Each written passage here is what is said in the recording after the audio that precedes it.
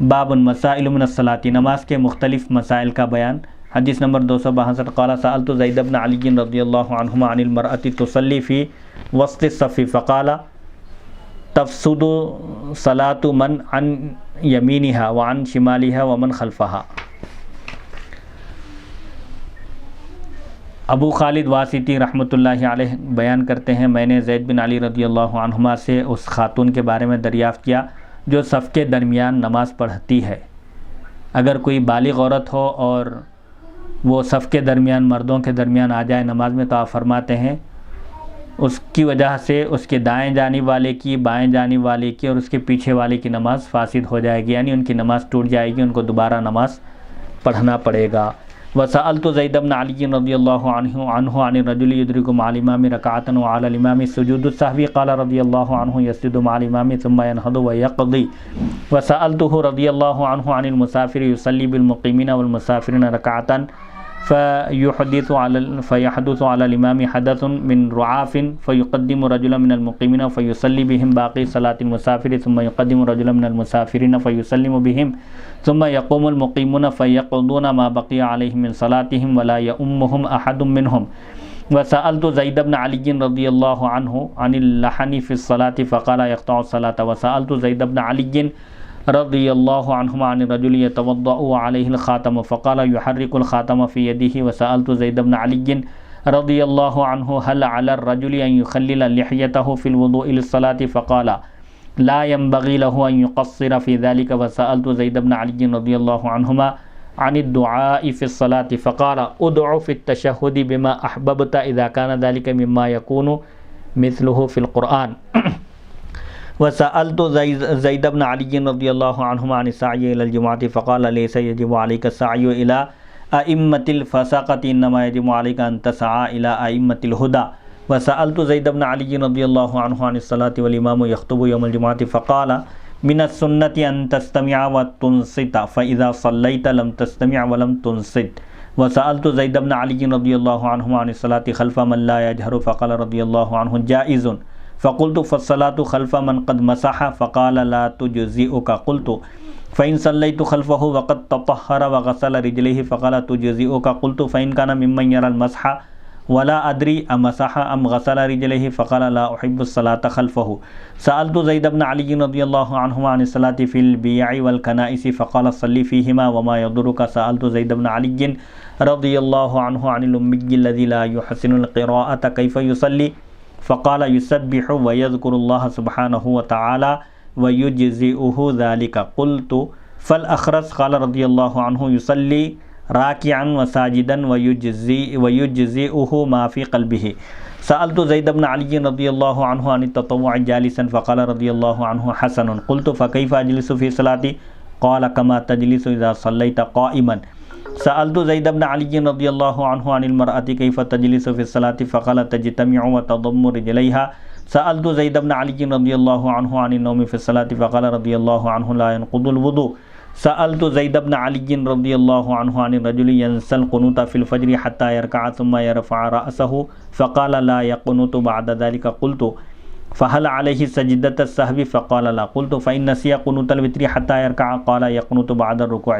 قلت فإن ذكره وقد سجد قال لا يقنط وعليه سجدة السهو۔ وقال رضي الله عنه إنما القنوت في الفجر دعاء وليس عليه في ذلك سهو۔ وسألته رضي الله عنه عن الأذان في السفر فقال مثله في الحضر وإن أذنت للفجر وأقمت لباقي الصلاة أجزأك۔ وسألته رضي الله عنه عن الرجل ينسى صلاة ثم يذكرها في وقت آخر بأيهما يبدأ فقال رضي الله عنه الأولى فالأولى۔ قلت فإن بدأ بهذه فقال لا تجزئه إلا أن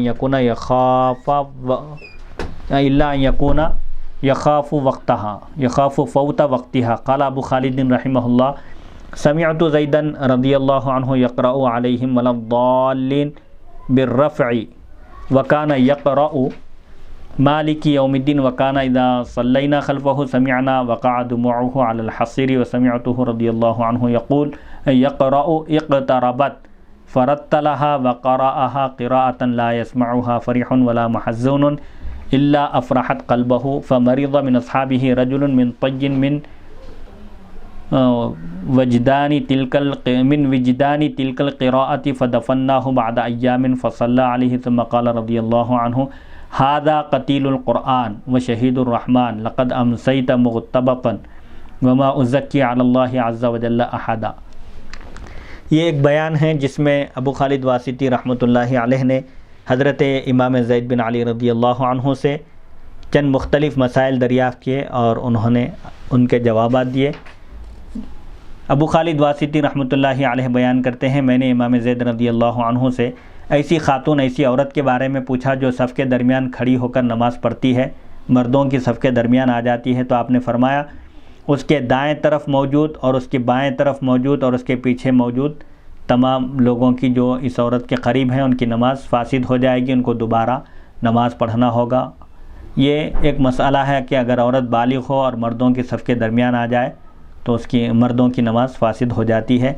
پھر دوسرا مسئلہ انہوں نے پوچھا، حضرت ابو خالد واسطی کہتے ہیں میں نے امام زید رضی اللہ عنہ سے ایسے شخص کے بارے میں پوچھا جو امام کے ساتھ ایک رکعت پا لیتا ہے اور امام پر سجدہ سہو کرنا لازم ہوتا ہے، تو آپ نے فرمایا وہ امام کے ساتھ سجدہ سہو کرے گا، پھر اٹھ جائے گا اور باقی نماز ادا کرے گا۔ تابع امام کے ہونے کی وجہ سے چاہے مصلی پر سجدہ سہو واجب ہو، مصلی سے کوئی غلطی ہو یا نہ ہو، اگر آخری رکعت میں بھی وہ مل جائے امام کے ساتھ اور امام پر سجدہ سہو لازم ہو تو مقتدی بھی امام کی متابعت میں، امام کی اقتداء میں سجدہ سہو کرے گا، البتہ امام کے سلام پھیرنے کے بعد اٹھ کر اپنی مابقی رکعتوں کو وہ ادا کرے گا۔ ابو خالد واسطی کہتے ہیں میں نے ان سے ایسے مسافر کے بارے میں پوچھا جو مقیم اور مسافر لوگوں کو ایک رکعت پڑھا دیتا ہے۔ ایک امام ہے جس کے پیچھے جو مقتدی ہیں وہ ان میں چند مقیم ہیں اور چند مسافر ہیں، دو طرح کے لوگ ہیں، اور امام ایک رکعت پڑھا دیتا ہے اور امام کو کوئی حدث لاحق ہو جاتا ہے۔ ایک رکعت پڑھانے کے بعد اگر امام کا وضو ٹوٹ جائے، ناک سے نکسیر بہہ جائے، خون نکل جائے یا ریح خارج ہو جائے یا کوئی اور نواقض وضو میں سے کوئی چیز پیش آ جائے، تو اب ایسی صورت میں کیا حکم ہے؟ اگر امام مقیم لوگوں میں سے کسی ایک شخص کو آگے کر دیتا ہے، جیسا کہ مسئلہ ہے کہ اگر امام کا وضو ٹوٹ جائے تو وہ کسی کو اپنا جانشین بنائے، کسی کو اپنی جگہ پر کھڑا کر کے وضو کرنے کے لیے چلا جائے۔ اب اگر امام مقیم کو آگے بڑھا دے اور وہ لوگوں کو مسافر کی بقیہ نماز پڑھا دیتا ہے، پھر وہ شخص مسافر لوگوں میں سے ایک کو آگے کرے گا اور وہ ان سب کو سلام پھروا دے گا، پھر وہ لوگ کھڑے ہو جائیں گے اور اپنی بقیہ نماز ادا کریں گے۔ ان مقیم لوگوں میں سے کوئی ایک ان افراد کی امامت نہیں کر سکتا۔ یعنی یہاں یہ مسئلہ بتایا جا رہا ہے کہ ابو خالد واسطی کہتے ہیں میں نے ایسے مسافر کے بارے میں دریافت کیا جو مقیم اور مسافر دونوں کو ایک رکعت پڑھا دیتا ہے، یعنی امام مسافر ہے اور اس کے پیچھے نماز پڑھنے والے مقیم اور مسافر دو طرح کے لوگ ہیں، اور امام کا وضو اگر ایک رکعت کے بعد ٹوٹ جائے جو امام مسافر ہے اور وہ اپنی نیابت کے لیے اپنی جگہ کسی مقیم کو آگے بڑھا دے تو اب کیا کرنا چاہیے؟ تو آپ فرماتے ہیں کہ مقیم شخص کو آگے اگر کر دے اور وہ ان لوگوں کو مسافر کی بقیہ نماز پڑھا دے، یعنی مسافر کے لیے 2 رکعت ہے، امام چونکہ مسافر ہے تو اس کے پیچھے جو مصلی مسافر ہیں وہ امام کی اتباع میں 2 رکعت ہی پڑھیں گے، لیکن جو مقیم ہیں وہ امام کے سلام پھرنے کے بعد اٹھ کر 2 رکعت اور ادا کریں گے۔ تو آپ فرماتے ہیں یہ جو مقیم آگے بڑھا ہے امام کی جگہ، امام کا وضو ٹوٹنے کی صورت میں،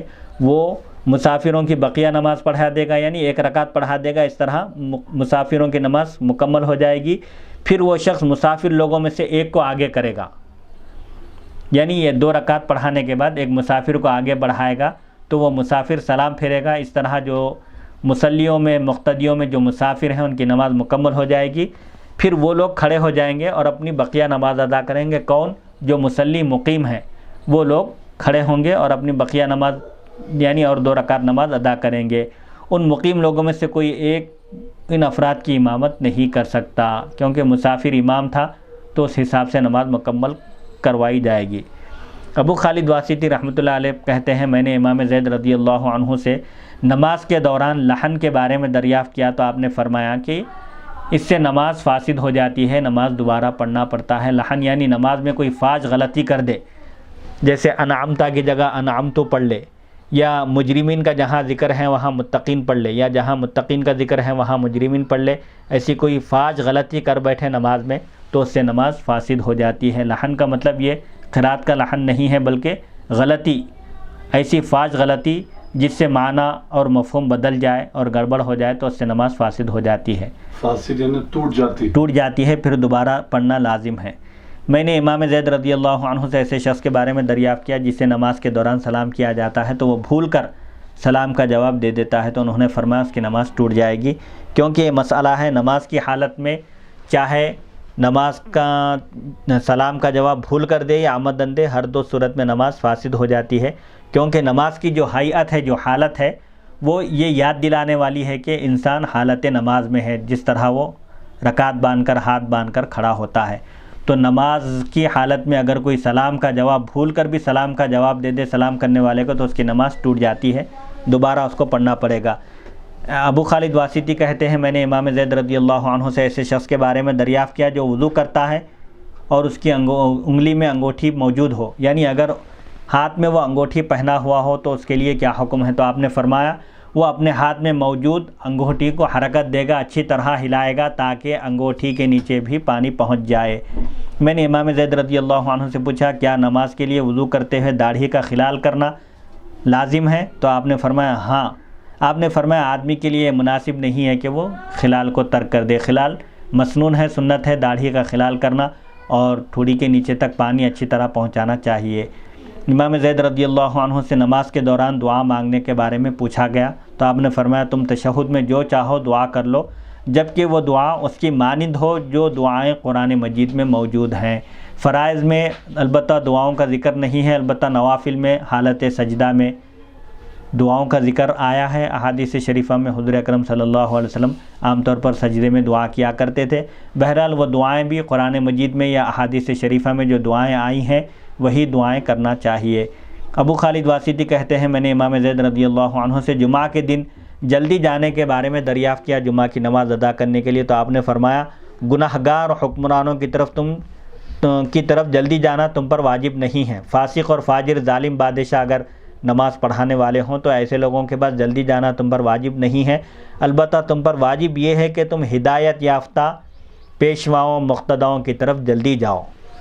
ابو خالد واسطی کہتے ہیں میں نے امام زید رضی اللہ عنہ سے نماز کے بارے میں دریافت کیا جبکہ جمعہ کے دن امام خطبہ دے رہا ہو، اگر خطبہ شروع ہو جائے تو کیا اس وقت نماز پڑھی جا سکتی ہے؟ تو آپ نے فرمایا سنت یہ ہے کہ تم خطبہ غور سے سنو اور خاموش رہو، یعنی یہ واجب ہے۔ جب خطیب ممبر پر چڑھ جائے تو اس وقت کوئی نماز، کوئی تلاوت، کوئی ذکر و اذکار نہیں ہوگا، صرف خطبہ غور سے سننا ہوگا۔ جب تم نماز ادا کر رہے ہوگے تو نہ تم غور سے سن سکو گے اور نہ ہی خاموش رہ سکو گے۔ آپ فرماتے ہیں خطیب جب خطبہ دے رہا ہو اور تم نماز پڑھ رہے ہو تو ظاہر بات ہے کہ تم خطبے کو نہ غور سے سن سکو گے نہ توجہ دے سکو گے، اسی لیے خطبہ جمعہ شروع ہونے سے پہلے سنت ادا کر لیں، اور اگر خطبہ شروع ہو گیا ہو مسجد میں پہنچے تو خاموش جہاں جگہ ملی وہاں بیٹھ جائے اور خطبہ غور سے سنیں۔ اگر خطیب کی آواز نہ آ رہی ہو تب بھی بات کرنے کی، کچھ اور دوسرا کام کرنے کی اجازت نہیں ہے، اس طرف توجہ دینے اور دھیان دینے کا حکم دیا گیا۔ ابو خالد واسطی کہتے ہیں میں نے امام زید سے ایسے شخص کے پیچھے نماز پڑھنے کے بارے میں دریافت کیا جو بلند آواز سے قرآن نہیں پڑھتا، تو انہوں نے فرمایا جائز ہے، یعنی اگر سری نماز ہے تو ظاہر بات ہے قرات سری قرات جہری یہ واجب ہے۔ اگر کوئی شخص جہری نماز میں آہستہ پڑھ لے قرآن اور تو اس پر سجدہ سہو واجب ہو جاتا ہے، اور کوئی سری نماز میں بلند آواز سے قرات کرتا ہے تو اس پر بھی سجدہ سہو واجب ہو جاتا ہے۔ میں نے دریافت کیا ایسے شخص کے پیچھے نماز کا کیا حکم ہے جس نے مسح کیا ہو، یعنی اگر کوئی خفین پہنا ہوا ہے، پیتابے جو عرب جس میں سردی سے بچنے کے لیے جو پیتابے پہنا کرتے تھے جس کو خفین کہتے ہیں، موٹے چمڑے کے، جس کو پہن کر مسلسل چل سکتے ہیں، یہ پیتابے جو آج کل ساکس جو پہنتے ہیں وہ مراد نہیں ہیں، وہ چمڑے کے ہوتے تھے اور سردی سے بچنے کے لیے عرب پہنا کرتے تھے۔ مسح پر خفین پر مسح کرنے کی اجازت ہے شریعت میں، اور یہ اہل سنت الجماعت کی ایک نشانی ہے، خفین پر مسح کے جواز کا عقیدہ رکھنا، یہ اہل سنت الجماعت کی ایک نشانی ہے۔ آپ نے پوچھا اگر کوئی شخص خفین پر مسح کیا ہے تو کیا اس کے پیچھے نماز پڑھ سکتے ہیں؟ تو آپ نے فرمایا جائز نہیں ہے۔ میں نے دریافت کیا اگر میں اس کے پیچھے نماز ادا کر چکا ہوں اور شخص نے وضو کرنے کے بعد پاؤں بھی دھو لیے ہوں تو انہوں نے فرمایا یہ تمہارے لیے جائز ہوگا، یعنی یہ اس وقت جائز نہیں ہوگا جبکہ کوئی شخص دونوں پیر دھوئے بغیر خفین پہن لے اور ان پر مسح کر لے، کیونکہ خفین پر مسح کا حکم یہ ہے کہ مقیم کے لیے ایک دن اور ایک رات تک خفین پر مسح کرنے کی اجازت ہے، اور مسافر مقیم یعنی جو اپنے وطن میں ہو اور مسافر کے لیے 3 دن اور 3 رات تک خفین پر مسح کرنے کی اجازت ہے۔ خفین پر مسح کا طریقہ یہ ہے کہ پورا وضو کر لیں مکمل، اور دونوں پیر دھو کر اگر کوئی خفین پہنا ہے، اس کے بعد جب بھی اس کا وضو ٹوٹے گا اس وقت سے اس کو خفین اتار کر پیر دھونے کی ضرورت نہیں ہے، خفین پر مسح کر لے تو یہی کافی ہے۔ میں نے دریافت کیا اگر یہ ان لوگوں میں سے ہوں، پوچھا اگر یہ ان لوگوں میں سے ہو جن کے نزدیک مسح کرنا درست ہے اور مجھے یہ نہیں معلوم کہ اس نے مسح کیا ہے یا پیر دھوئے ہیں، تو انہوں نے فرمایا میں ایسے شخص کے پیچھے نماز پڑھنے کو پسند نہیں کرتا۔ میں نے امام زید سے عیسائیوں کی عبادت گاہ میں، چرچ میں نماز پڑھنے کے بارے میں دریافت کیا۔ چرچ ہے یا یہودیوں کی عبادت گاہ ہے، غیر مسلموں کی اگر کوئی عبادت گاہ ہے تو وہاں کیا نماز پڑھی جا سکتی ہے؟ تو آپ نے فرمایا ہاں تم وہاں نماز پڑھ لو، تمہیں کوئی نقصان نہیں، یعنی اگر وہ جگہ صاف ستھری ہے، پاکیزہ ہے تو وہاں نماز ادا کی جا سکتی ہے۔ میں نے امام زید سے ایسے ان پڑھ شخص کے بارے میں دریافت کیا جو قرآن نہیں پڑھ سکتا، قرات نہیں کر سکتا، تو وہ نماز کیسے پڑھے؟ تو آپ نے فرمایا جب وہ قرآن نہیں پڑھ سکتا تو وہ سبحان اللہ پڑھے، لا الہ الا اللہ پڑھے، یا جو اذکار اس کو یاد ہو وہ پڑھ لے تو یہی اس کے لیے کافی ہے۔ میں نے پوچھا گونگے کا کیا حکم ہے جو بول نہیں سکتا، جس کے اندر بولنے کی صلاحیت قوت نہیں ہے؟ تو آپ نے فرمایا وہ رکوع اور سجدے کے ساتھ نماز ادا کرے گا، رکوع اور سجدہ کرے گا، اور دل میں قرات کر لینا اس کے لیے کافی ہوگا، دل ہی دل میں جیسے پڑھنا ممکن ہو ویسے ہی وہ پڑھ لے۔ میں نے امام زید سے بیٹھ کر نوافل ادا کرنے کے بارے میں پوچھا کہ نوافل بیٹھ کر ادا کیے جا سکتے ہیں؟ تو آپ نے فرمایا درست ہے، نوافل بیٹھ کر پڑھنے کی اجازت ہے۔ میں نے پوچھا میں نماز کے دوران کیسے بیٹھوں؟ تو آپ نے فرمایا اس طرح جیسے تم اس وقت بیٹھتے ہو جب تم کھڑے ہو کر نماز پڑھ رہے ہوتے ہو، یعنی ایک پیر ٹکا کر اور ایک پیر بچھا کر بیٹھنا چاہیے۔ میں نے امام زید سے پوچھا اس خاتون کے بارے میں پوچھا کہ وہ نماز کے دوران کیسے بیٹھے گی، یعنی مرد اور عورت کے بیٹھنے کے لیے الگ حکم ہے نماز میں؟ تو آپ نے فرمایا وہ اکٹھی ہو کر پاؤں سمیٹ کر بیٹھے گی، مرد ایک پیر سیدھا ایسا کھڑا رکھے گا اور بایاں پیر بچھا دے گا، لیکن عورت دونوں پیر بچھا دے گی اور اپنے جسم کو قریب کر کے سمیٹ کر بیٹھے گی۔ امام زید رضی اللہ عنہ سے نماز کے دوران سو جانے والے کے بارے میں پوچھا کہ اگر کسی کو آنکھ لگ جائے، حالت نماز میں نیند لگ جائے تو کیا حکم ہے؟ تو آپ نے فرمایا یہ وضو کو نہیں توڑتا، نماز کی حالت میں اگر کوئی یعنی قیام میں اگر سو جائے یا رکوع میں سو جائے تو اس کا وضو نہیں ٹوٹتا، یعنی ایسی حیت میں ہو جس میں ریح خارج ہونے کا امکان نہ ہو تو پھر اس کا وضو نہیں ٹوٹتا۔ امام زید سے ایسے شخص کے بارے میں پوچھا جو فجر کی نماز میں قنوت پڑھنا بھول جاتا ہے۔ احناف کے پاس عشاء کی وتر میں قنوت پڑھنا ہے اور امام شافعی کے پاس فجر کی نماز میں قنوت پڑھنا ہے دوسری رکعت کے رکوع کے بعد۔ تو آپ فرماتے ہیں اگر کوئی شخص فجر کی نماز میں قنوت پڑھنا بھول جائے یہاں تک کہ وہ رکوع میں چلا جائے اور وہ پھر سر اٹھا لے رکوع سے اور سجدے میں چلا جائے اور اس کو یاد نہ رہے، تو آپ نے فرمایا اب رکوع کا قنوت کا محل، قنوت کی جگہ چھوٹ گئی ہے، ختم ہو گئی ہے، اب وہ قنوت نہیں پڑھے گا، قنوت پڑھنے کے لیے سجدے سے واپس نہیں آئے گا۔ میں نے پوچھا کیا اس پر سجدہ سہو کرنا لازم ہوگا؟ تو آپ نے فرمایا نہیں، امام شافعی کے پاس قنوت پڑھنا سنت ہے اور احناف کے پاس دعائے قنوت واجبات میں سے ہے۔ دعائے قنوت پڑھنا اگر کوئی بھول جائے تو اس پر سجدہ سہو لازم ہے۔ نماز کی تیسری رکعت میں، آخری رکعت میں وہ تشہد پڑھ کر ایک طرف سلام پھیرے گا اور 2 سجدے کرے گا، پھر اس کے بعد تشہد، درود ابراہیم اور دعائے معصورہ پڑھ کر وہ نماز کو مکمل کرے گا۔ میں نے پوچھا اگر وہ وتر کی نماز میں دعائے قنوت پڑھنا بھول جاتا ہے یہاں تک کہ رکوع میں چلا جاتا ہے، تو آپ نے فرمایا وہ رکوع کے بعد دعائے قنوت پڑھ لے گا، لیکن احناف کے پاس رکوع سے پہلے دعائے قنوت کا محل ہے، اگر وہ چھوٹ جائے، کوئی بھول کر اگر رکوع میں چلا جائے تو اب دعائے قنوت کا محل اس سے چھوٹ گیا، اس پر سجدہ سہو لازم ہے، وہ سجدہ سہو کر لے، اس کی نماز پوری ہو جائے گی۔ میں نے پوچھا اگر اسے سجدہ کرنے کے بعد یہ یاد آتا ہے تو آپ نے فرمایا وہ دعائے قنوت نہیں پڑھے گا، یعنی تیسری رکعت کے 2 سجدے کر لے، اس کے بعد یاد آ جائے تو آپ فرماتے ہیں کہ اب دعائے قنوت نہیں پڑھے گا، البتہ سجدہ سہو کرنا اس پر لازم ہے۔ امام زید نے فرمایا فجر کی نماز میں دعائے قنوت پڑھنا صرف دعا ہے، اس کی حیثیت صرف دعا کی ہے، لہٰذا فجر میں اگر کوئی دعائے قنوت پڑھنا بھول جائے تو اس پر سجدہ سہو لازم نہیں ہے۔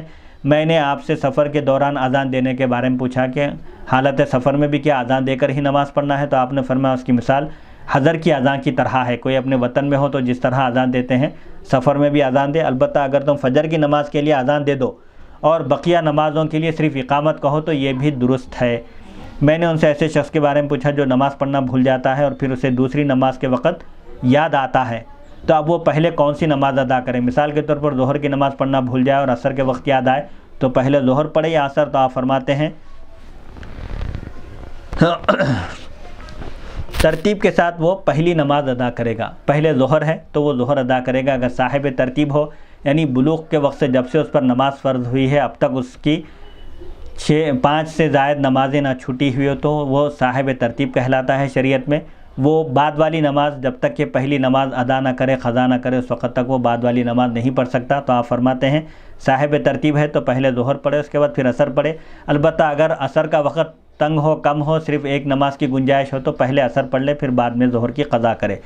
میں نے عرض کیا اگر وہ اس وقت کی نماز پڑھ لے یعنی اگر ظہر چھوڑ کر وہ عصر پڑھ لے تو آپ نے فرمایا اس کے لیے جائز نہیں ہوگا. البتہ اس وقت والی نماز کے وقت کے ختم ہونے کا اگر ڈر ہو تو ایسی صورت میں وہ پھر پہلے وقتی نماز کو ترجیح دے, عصر کی نماز پڑھ لے اس کے بعد ظہر کی نماز قضا کرے.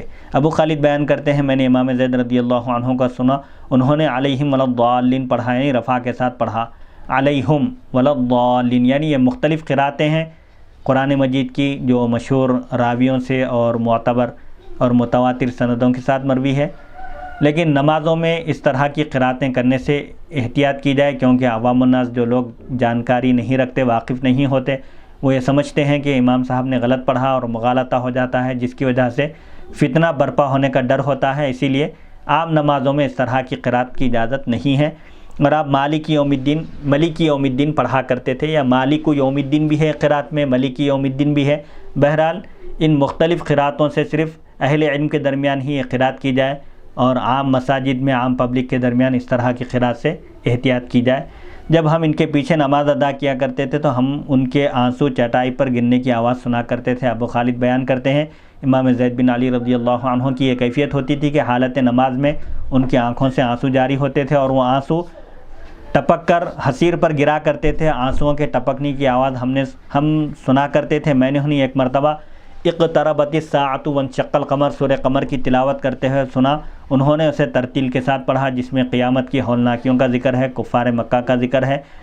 ایک مرتبہ آپ نے سورہ قمر کی بھی نماز میں تلاوت فرمائی. ایک مرتبہ انہوں نے اس طرح قرات کی کہ جس بھی خوش یا غمگین شخص نے اسے سنا اس کا دل لرز گیا. آپ کی قرات کی یہ کیفیت تھی.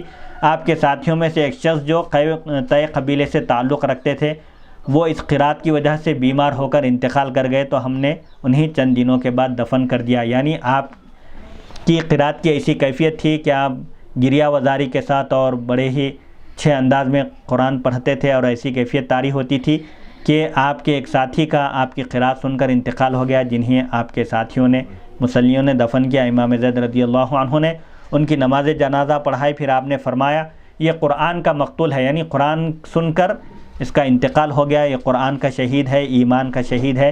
شام کے وقت میں اس پر رشک کر رہا تھا یعنی ان کی موت پر مجھے رشک آ رہا تھا. میں اللہ تعالیٰ کی طرف سے کسی کو پاکیزہ قرار نہیں دیتا. یعنی جہاں تک تقویٰ و پرہیزگاری اور دل کے معاملے کی بات ہے, باطن کی بات ہے, وہ تو اللہ ہی بہتر جانتا ہے. لیکن ان کی ظاہری کیفیت یہ ہے کہ قرآن مجید کی تلاوت کا ان پر ایسے اثر ہوا کہ ان کا انتقال ہی ہو گیا. آپ نے ان کی تعریف کی اور فرمایا کہ قرآن مجید کی آیتوں کی تلاوت سن کر ان کا انتقال ہوا ہے, مجھے ان پر رشک ہے. اللہ تعالی ہم سب کو ایسی موت نصیب کرے. بہرحال یہ ایک بیان جو مختلف مسائل آپ سے پوچھے گئے تو اس کا بیان تھا. انشاءاللہ اگلی نشست کتاب الزکوٰۃ سے شروع ہوگی. اللہ تعالیٰ سے دعا ہے کہ وہ ہم کو سننے اور سنانے سے زیادہ احکام شریعت پر عمل کرنے کی توفیق عطا فرمائے اور تمام عالم اسلام کے مسلمانوں کی جان و مال, عزت اور آبرو کی حفاظت فرمائے. اور خاص طور پر ہمارے ریکارڈنگ کے ڈائریکٹر مولانا سید عبدالواسع حسینی بخاری چشتی صاحب کو صحت و عافیت سے سرفراز فرمائے اور ان کی جو جسمانی تکالیف وغیرہ ہے سب کو اللہ تعالیٰ اس حدیث شریف کے درس کی برکت سے دور فرما دے. وصلی اللہ تعالیٰ علی خیر خلقہ سیدنا محمد و آلہ و صحبہ اجمعین. الحمدللہ رب العالمین.